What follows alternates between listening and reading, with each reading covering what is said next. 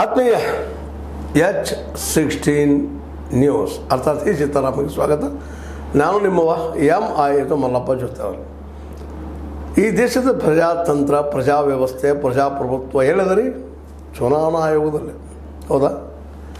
ಅದರ ದುರಂತ ಏನಪ್ಪ ಅಂದರೆ ಇವತ್ತು ಚುನಾವಣಾ ಆಯೋಗದ ಪಟ್ಟಿ ಮಾಡುವಂಥ ಒಂದು ದುರಂತ ನಿರ್ಮಾಣ ಆಗಿಬಿಟ್ಟದೆ.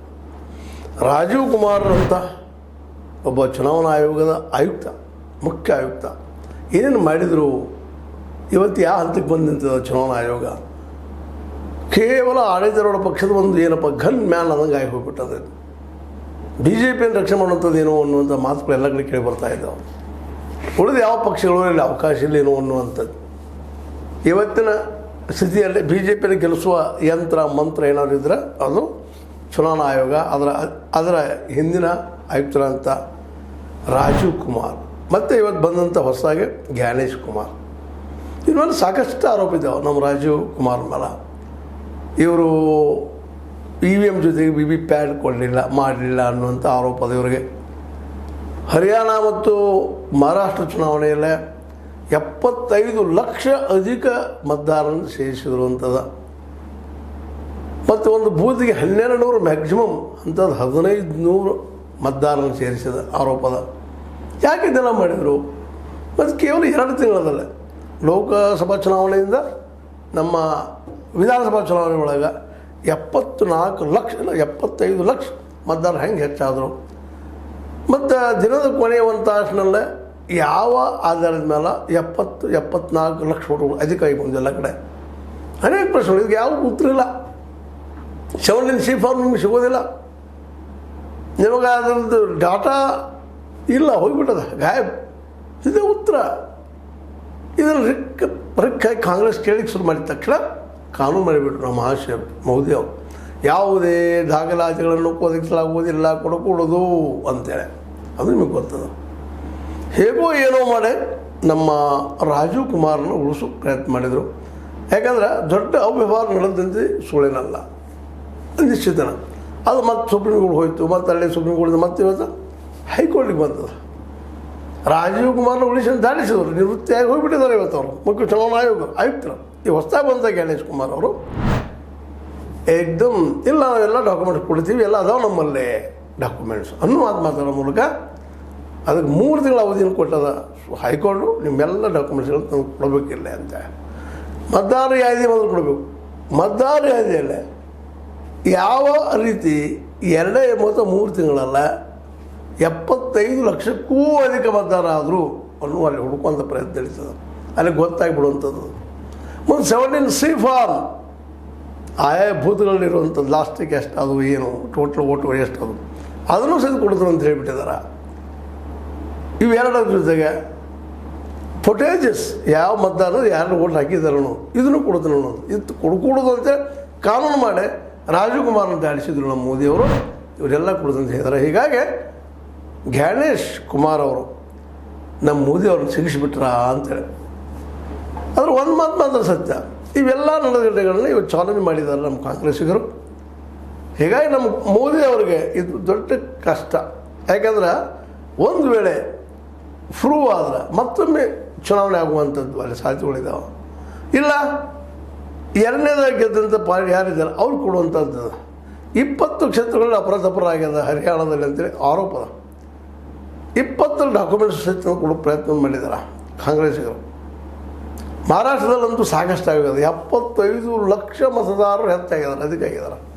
ಹೀಗಾಗಿ ನೆಟ್ ಕಾಂಪಿಟೇಷನ್ ಸ್ವಲ್ಪದರಲ್ಲಿ BJP ಆಡಳಿತವನ್ನು ನಡೆದದ. ಒಂದು 4-5% ಒಳಗೆ ಅದು ಹೆಂಗೆ ಇದರಿಂದ ಆಗಿದೆ, ಓಟ್ ಹೆಚ್ಚಾಗಿದ್ದು. ಹೀಗಾಗಿ ಇದನ್ನೆಲ್ಲ ನೋಡಿದಾಗ ಏನು ಮುಂದಿನ ದಿನದಲ್ಲಿ ಇಲೆಕ್ಷನ್ ಮಾಡಲಿಕ್ಕೆ ಸಾಧ್ಯನೇ ಇಲ್ಲ ಅಂತ.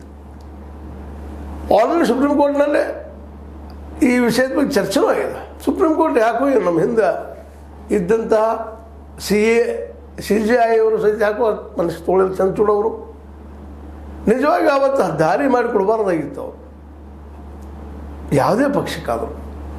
ಯಾಕಂತಂದ್ರೆ ನೋಡ್ರಿ, ಒಬ್ಬರು ಪ್ರಧಾನಿ, ವಿರೋಧ ಪಕ್ಷದ ನಾಯಕರು, ಇನ್ನೊಬ್ಬರು ನ್ಯಾಯಾಂಗದ ಹೆಡ್ CJI, ಇವರು 3 ಮಂದಿ ಇರಬೇಕಂತ ಮಾಡಿದರು. ಕೊನೆಗೆ ಒಂದು ಸೇರಿಸ್ಬಿಟ್ಟಿರೋದಿಲ್ಲ ಆರ್ಡರ್ದಲ್ಲೇ.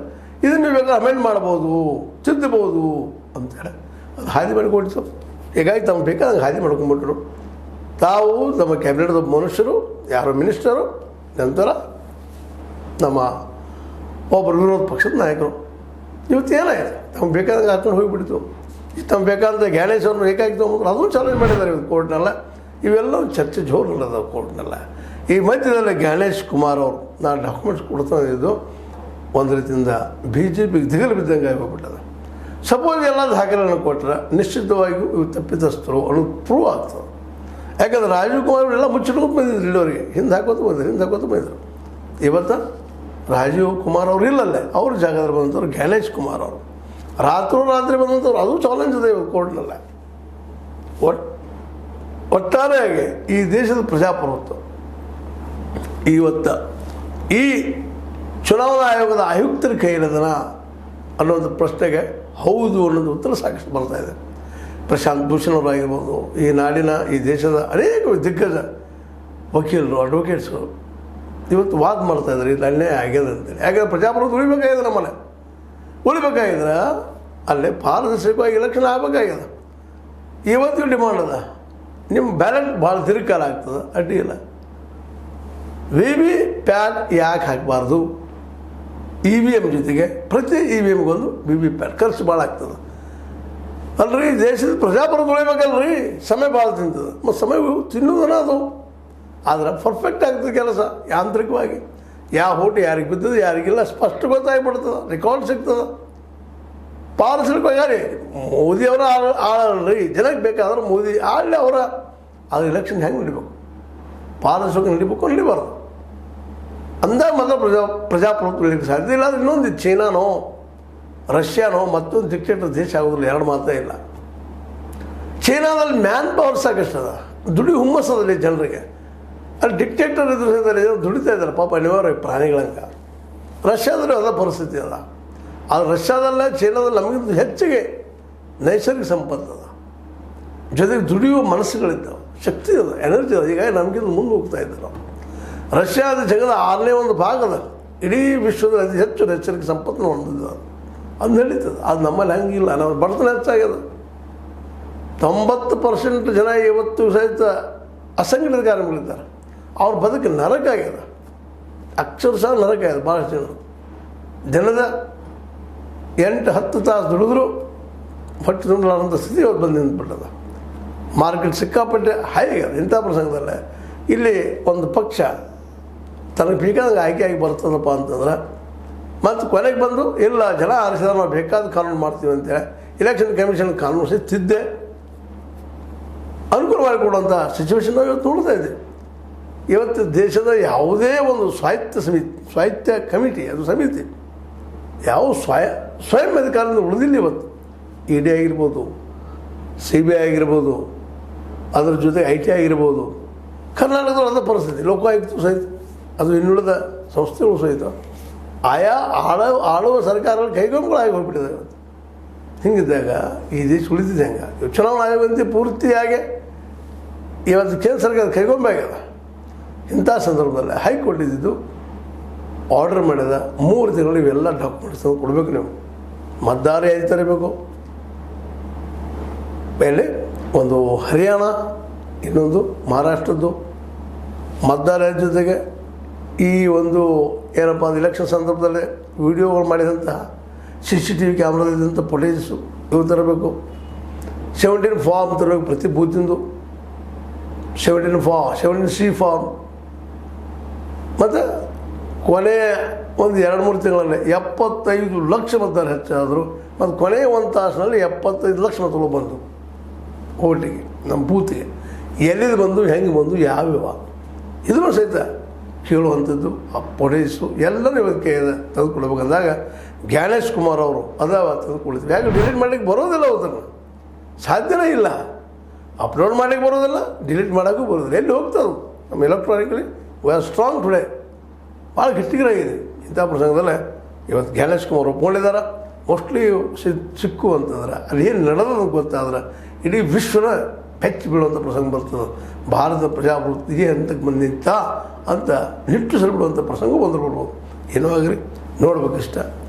ರಾಜೀವ್ ಕುಮಾರ್ ಅವರು ಸಿಗ್ತಾರೋ, ಅವ್ರ ಜೊತೆ ಮೋದಿ ಅವರು ಸಿಗ್ತಾರೋ, ಶಾರ್ ಅವರು ಸಿಗ್ತಾರೋ, ಅದು ಪ್ರಾಮಾಣಿಕವಾಗಿದೆಯೋ ಅನ್ನೋದನ್ನು ನಮ್ಮ ಹೈಕೋರ್ಟ್, ದಿಲ್ಲಿ ಹೈಕೋರ್ಟ್ ಇವತ್ತು ರುಜುವಾತು ಪಡಿಸೋ ಹಂತಕ್ಕೆ ಬಂದಂಥದ್ದಂತೆ ಇವತ್ತು ಅನ್ನಿಸ್ತದೆ.